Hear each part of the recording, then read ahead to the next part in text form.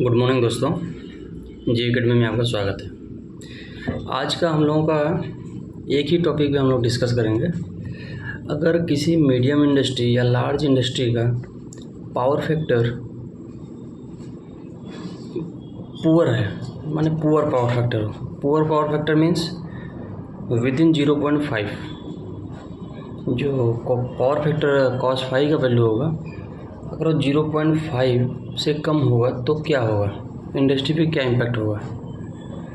देखिए, आइडियल हमारा power factor होता है 0.85 से 9 के बीच में, एक मतलब अच्छा पावर फैक्टर माना जाता है। अगर हमारा 0.9 नहीं है, 85 to 9 0.9 के बीच में नहीं है तो हमारा पुअर फैक्टर माना जाएगा, जो कि हमारे ग्रिड को बहुत क्षति पहुंचाएगा। ठीक है, एक मैं विजिट किया था, एक साइट पे विजिट किया था, उस मीडियम इंडस्ट्री का पावर फैक्टर था 0.29। ठीक है, 0.29 का मतलब है पुअर पावर फैक्टर। 0.29 मतलब पुअर पावर फैक्टर उसका हो गया। तो जो उसका बिलिंग होगा, जो KWH होता है, एक एक्टिव पावर एक रिएक्टिव पावर होता है। माने एक्टिव पावर और रिएक्टिव पावर में बहुत डिफरेंस हो जाएगा। मेरा मतलब समझ गया। हम लोग बेसिक इलेक्ट्रिकल में पढ़े थे, एक एक्टिव पावर एक रिएक्टिव पावर।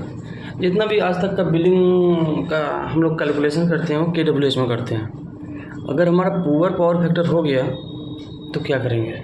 तो एक डिस्ट्रीब्यूशन कंपनी कैसे पेनल्टी करता है,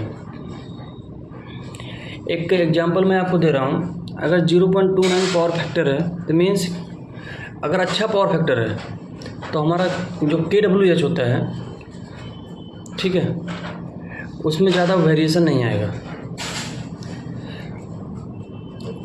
आपको फार्मूला पता होगा, cos 5 = KW/kVA। ठीक है, अगर हमारा cos 5 का वैल्यू 0.9 हो तो लगभग KW का वैल्यू KVA के इक्वल होगा। मैंने अगर मान लीजिए 100 किलोवाट आवर्स 100 है तो उसका KVA का वैल्यू कितना होगा, 120 लगभग होगा। अच्छा पावर फैक्टर। ठीक है, दूसरी बात, अगर हमारा पावर फैक्टर 0.2 है तो उस केस में हमारा KVA का वैल्यू लगभग अगर हमारा 100 KWH है